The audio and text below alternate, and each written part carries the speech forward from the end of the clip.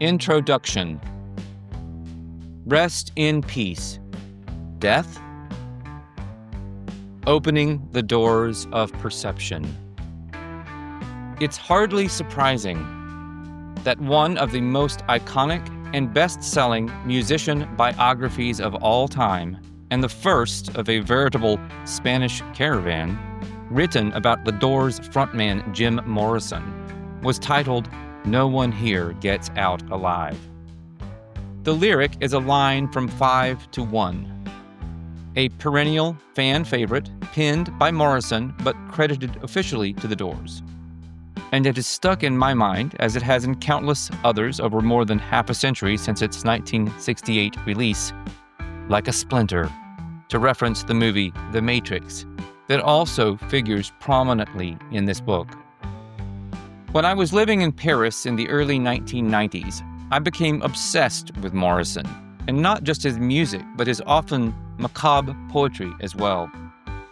This was shortly after the release of Oliver Stone's uber-provocative rock biopic that put to shame all other rock biopics, The Doors. As a birthday present, my girlfriend gave me a bilingual copy of The Lords and the New Creatures, Morrison's first volume of poetry, replete with dark meditations on sex, celebrity, drugs, and, of course, death.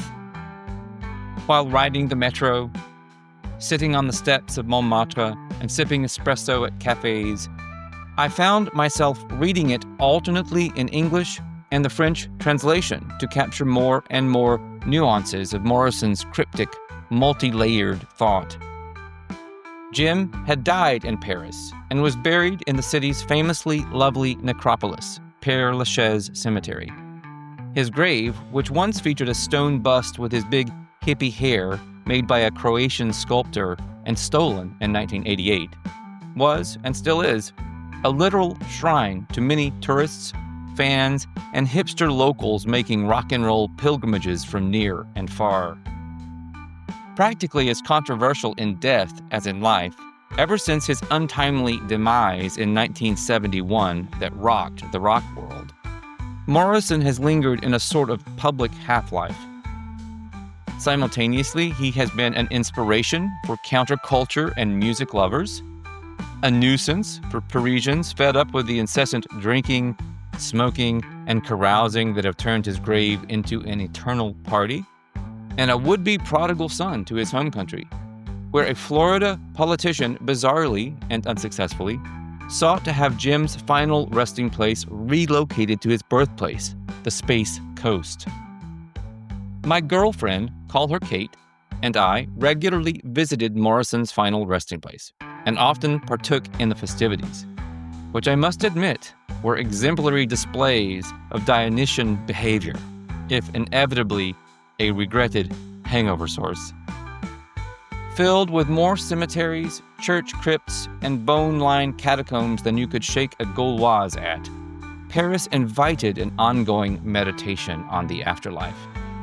Like Harry Potter's Myrtle without the moaning, I regularly found myself contemplating the seeming inevitability of death.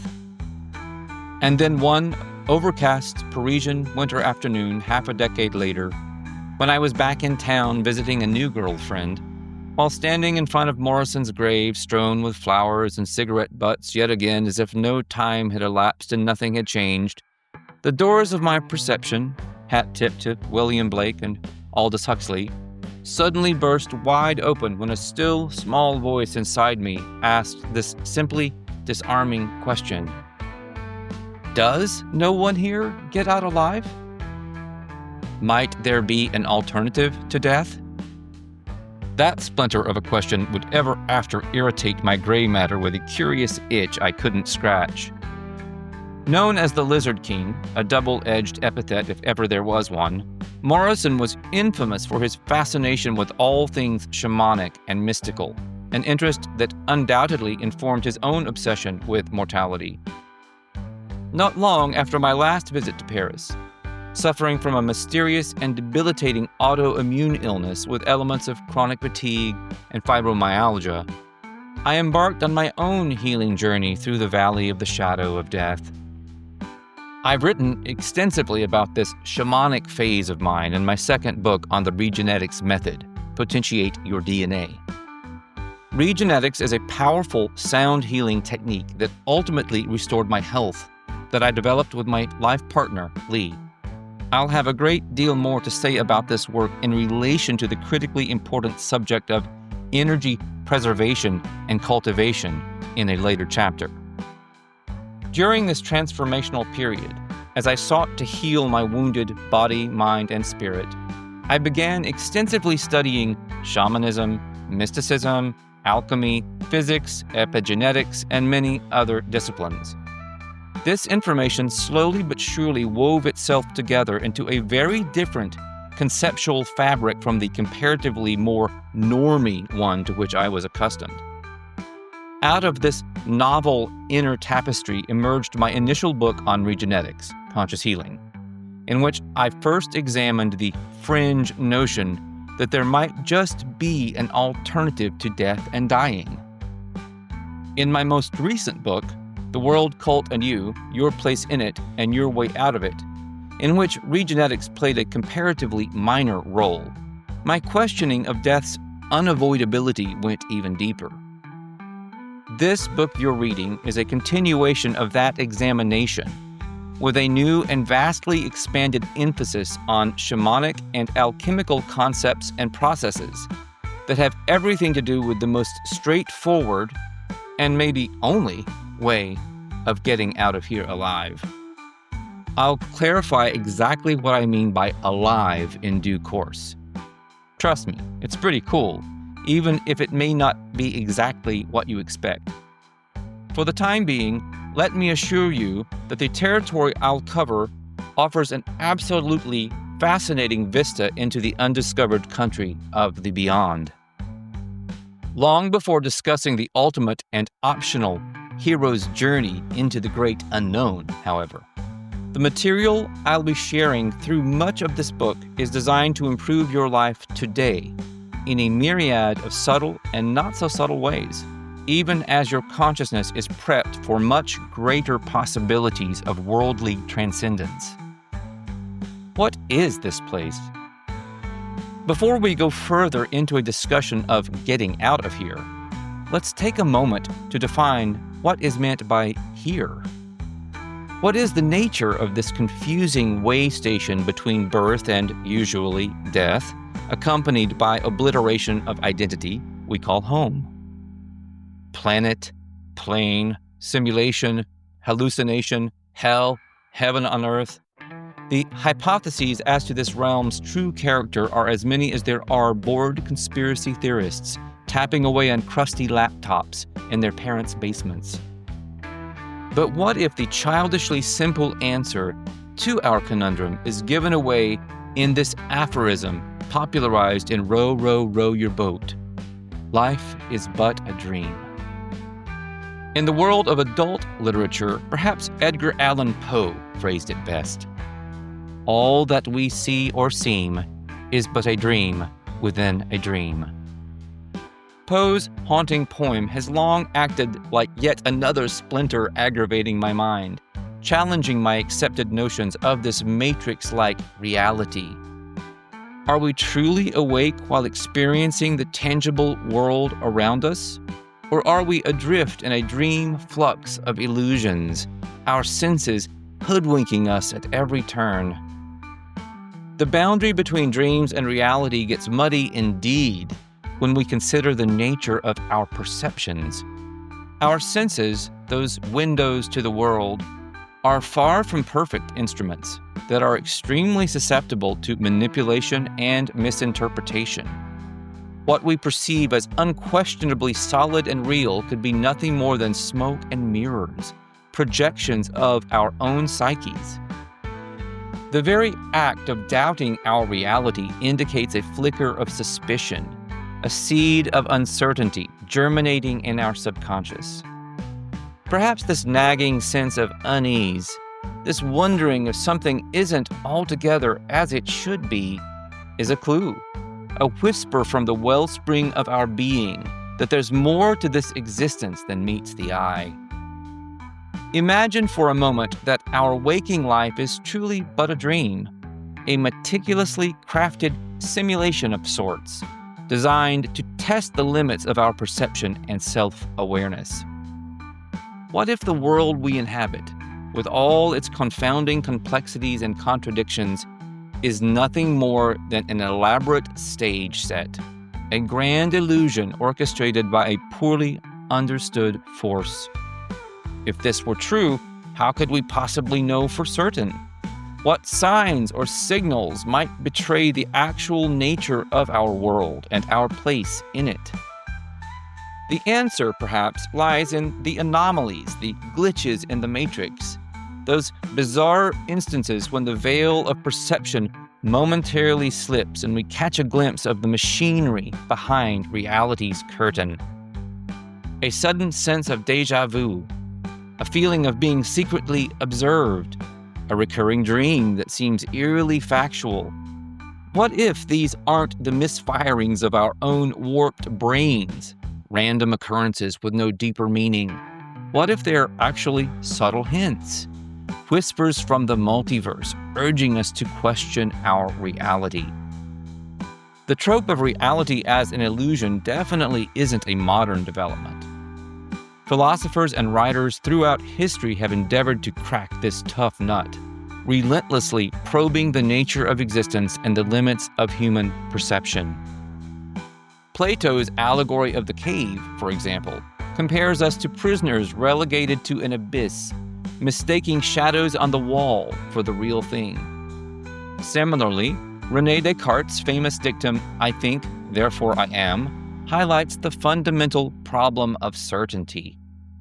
If our senses can so easily deceive us, how can we be confident in our understanding of anything, even our own physical existence? Literature, too, is replete with stories of characters who question their sanity, their grasp on reality maddeningly unraveling as they delve deeper into the mysteries of their own tormented minds. From Poe's spooky tales to the psychological thrillers of modern fiction, the theme of dream versus reality continues to rivet and disturb. If we're indeed, like Neo in The Matrix, living in a dream world, the inevitable questions then become, can we wake up? If so, how do we wake up?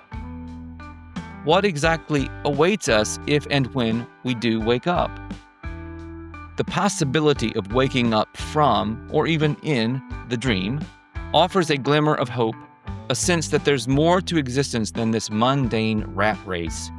It suggests that we're not just NPCs, non-player characters in a pre-programmed reality, but that instead, we're capable of becoming truly conscious players with the power to shape our own destinies. Out through the in door. Shamanism and inner alchemy offer some of the most empowering strategies for free thinkers and other free spirits interested in waking up enough to craft their own storyline and direct their own fate. Not surprisingly, both disciplines firmly agree with what I've been saying in my own related work for some time now. The only way out is in. To reverse the title of another iconic rock masterpiece, this one by Led Zeppelin of Stairway to Heaven fame, we can say, without reservation, that to exit the matrix of this dreamscape, we must go out through the in door. Energetically speaking, this statement is meant to be taken almost literally. To transcend this place, whatever, wherever, and whenever it is, we must first travel inward through the wrinkles and folds of our own conscious, subconscious, and unconscious minds. In doing so, while utilizing specific techniques I'll outline, it's possible to amass enough energy or personal power to fly outward beyond the confines of this reality construct with our consciousness intact. In other words, though there are no guarantees in life or death, we at least have a shot, a fool's chance maybe, but a shot, nevertheless, at getting out of here alive. I get that some readers of a skeptical or cynical bent will find the notion of cheating death and becoming immortal nothing but fool's gold. To whom I say, if you're going to be a fool, you'd better do it right. Being a fool the right way means not being the kind of fool who uncritically accepts so-called real-world truths that attempt to explain away the inexplicable, while unthinkingly denying huge swaths of data that contradict those very truths. The wrong type of fool focuses only on the profound while sweeping the absurd under the rug.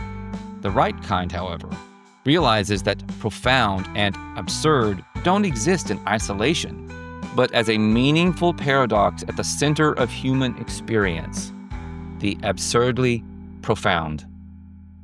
Shedding light on a similar subject, F. Scott Fitzgerald wrote, "The test of a first-rate intelligence is the ability to hold two opposed ideas in the mind at the same time and still retain the ability to function."